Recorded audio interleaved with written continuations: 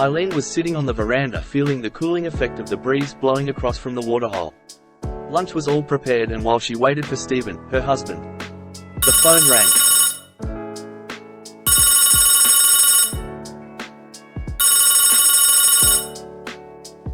She casually wandered over to the table and picked the receiver up. The voice on the other end asked, "Mrs. Fitzsimmons?" Eileen answered, "This is she." "Mrs. Fitzsimmons, this is Mary Von Dwyer, principal of St. Florence's School. Mrs. Fitzsimmons, I am afraid that you will need to make arrangements to collect your younger daughter, Alison, from the school. We have no alternative but to expel her from St. Florence's." Eileen's voice quivered. "Why?" "Last evening, when one of the house mothers made an unexpected visit to her room, it was discovered that Alison and another girl were both naked, and it appears that they were touching each other, inappropriately. This type of behavior is not acceptable at St. Florence's. They were immediately moved to separate rooms and denied access to classes and other activities until after the board met this morning. The board was unanimous in the decision that Alison should be immediately suspended from the school. Because of the distance you live from the school, we will allow her to stay within the confines of her room for 2 days to give you time to arrange for her removal from the school premises. Your eldest daughter Gloria is allowed to take her meals, but, under no circumstances, is Alison permitted to mix or even converse with the other students. If you could make the necessary arrangements, I would appreciate it. Alison's immoral behavior will not affect Gloria's standing within the school. Gloria is a fine and outstanding member of the school community and is well on the way of being a school captain in her final year." Ellen looked toward the east paddock and could see the dust rising as Stephen's motorcycle headed towards the homestead. He stopped the motorcycle at the base of the steps, and as he removed his helmet and goggles, he could see the tears flowing down his wife's face. He ran up the steps, 2 runs at a time, and threw his brawny arms around his wife. "What has happened?" He asked her. "Alison has been expelled," she cried. He sat his wife down, and after she explained the phone call, Eileen cried out, "Stephen, there must be a mistake. I don't think our daughter is a pervert. There obviously is a mix-up. Alison may have been a tomboy in her younger days, but I am sure that she is no lesbian." Before they could start their lunch, the phone rang again. This time it was Gloria. Stephen told her about the call from Mrs. Von Dwyer and asked how Alison was handling it. "Alison is only guilty of a young girl's curiosity. They didn't even touch each other, they were only looking. She did say, however, There was a lot of nasty whispering spreading around the school." Stephen then told her to help her sister gather her belongings. She was to get out of that place as quickly as possible. Stephen made a couple of phone calls and then called Gloria back. "Honey, I have booked and paid for a suite at the Travelodge. I want you to take Alison there and wait until we get there on Tuesday. If you want to stay with her, I'll call the school and make arrangements. The only flight to Brisbane leaves on Tuesday, and the next one back is on Thursday. I have booked the rooms until Thursday. I hope your mum will take you both shopping. Tell Alison that mum will ring her at the motel after 6 tonight. We love you both." It was all arranged. Gloria would be sleeping in the motel until Thursday and attend school as a day student until then. Stephen rang that night, as he said he would.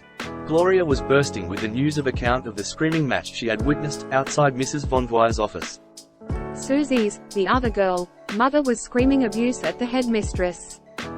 "If this effing school had decent sex education teachings, none of this would have happened. You and your board are nothing but a pack of C's. My daughter is going to have this scandal following her to her next school, and it was only normal curiosity." All the other girls in hearing range all burst out laughing. "All right, love, now your mum wants to speak to Alison." Alison told her mum the whole story. "Susie and I were talking, and we were wondering how a boy could put his thing in such a small hole. She showed me hers and then she looked at mine. I know with cows, how calves are born, but I failed to see how much we could stretch. Susie held her legs apart, and I was looking when in walked the house mother. That is all that was happening. Did you explain this to Mrs. Von Dwyer?" Eileen asked. "Yes, Mum. She just screamed at both of us and called us dirty little perverts. Then one of her staff moved us into separate rooms and locked the doors. Well love, it seems your secondary education has finished, 18 months earlier than we planned. You will come back with us, and we will teach you all about running a station like Karanja Run." That night Gloria concluded that she did not want to continue in a school that treated one of its students so shamefully. She set in motion a plan to find another boarding school to finish her final year. In the meantime, she would complete this year and change schools over the Christmas break. When her parents arrived on Tuesday, she told them of her wishes. Stephen had a tear in his eye when he replied, I have never been so proud of you, Gloria. By standing up for your sister, who they shamefully treated, while staying calm and planning your next move shows real strength of character.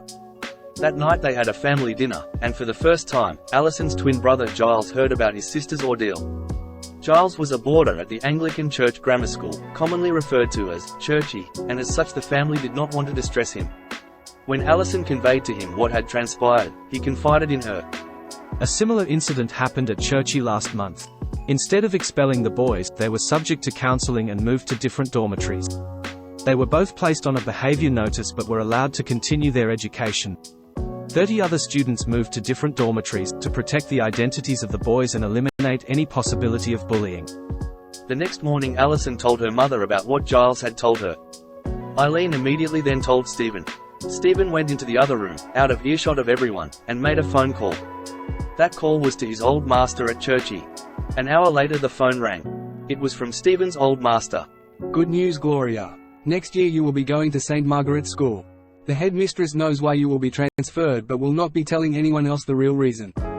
We need to go there today to complete the paperwork, but there will be no contact with St. Florence's until after you are already a boarder at St. Margaret's. It was all set. Gloria returned to St. Florence's and completed the year's study. Alison returned to Karanja Run with her parents. After much discussion, everyone agreed that early in the new year, she would go to the Caboolture Flight School to get qualified in helicopter operations. She would then be mustering cattle with the aid of the Karanja Run old helicopter. At St. Florence's final assembly for the year, the headmistress announced that the school captain for the following year would be Gloria. Gloria accepted gracefully, knowing full well that after that day, she would never enter the grounds of St. Florence's School again. That Christmas became a time for long-term planning. Alison knew what she was going to do. After qualifying for helicopter stock mustering, she planned to gain as much experience as possible on Karanja Run before venturing into the wider world. She was, however, unsure whether her future lay in mustering or perhaps even as a commercial helicopter pilot working with tourists along the Great Barrier Reef. At 17 years old, she had plenty of time. Her immediate task would be to gain her helicopter license. The family gathered for Christmas dinner, in the big barn. As it was the family tradition, all the station hands and their families joined them. After they had finished the meal, Stephen gathered everyone around the Christmas tree. As the nearest traditional spruce or pine trees were over 1,500 kilometers, the Karanja Run Christmas tree was a gum tree sapling, although overdecorated traditionally. Billy, a large Aboriginal elder, was dressed as Father Christmas and was handing out the presents to the children. Without warning, Billy collapsed onto the ground, holding his chest and screaming in pain.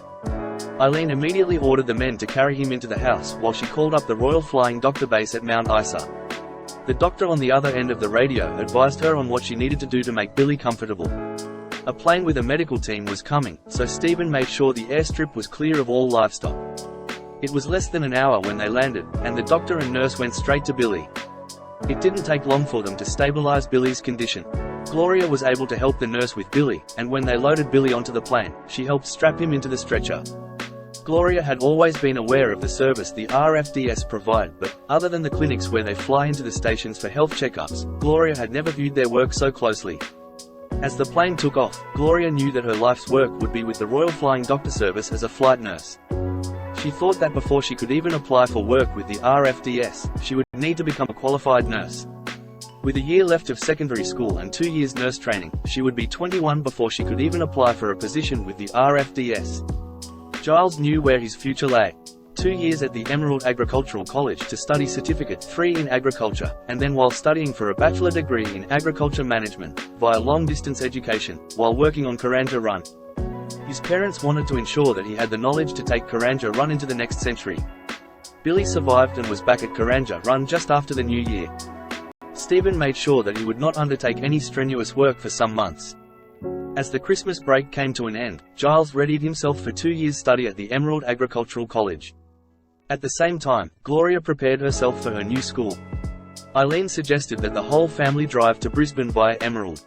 After settling Giles into his new school at Emerald, they continued to Brisbane to take Gloria to her new school, and then, they went to the helicopter school to enroll Alison in a course. The instructors spent a couple of hours with her and even took her on a short introductory flight. They told Stephen and Eileen that Allison had a perfect aptitude for helicopter work, and then they were briefed on the course, its duration, and the cost. The paperwork and contracts were signed, and Allison needed to be there on the 15th of the next month. Before she could start, she needed a completed CASA-authorized medical examination to confirm that she qualified medically for license issue. ARN, a unique aviation reference number that allows all your aviation documents to link to the applicant's license. ASIC, Australian Security Identification Card. CASA issues this security pass to allow airside access at regular public transport airfields which the applicant will visit as part of her training.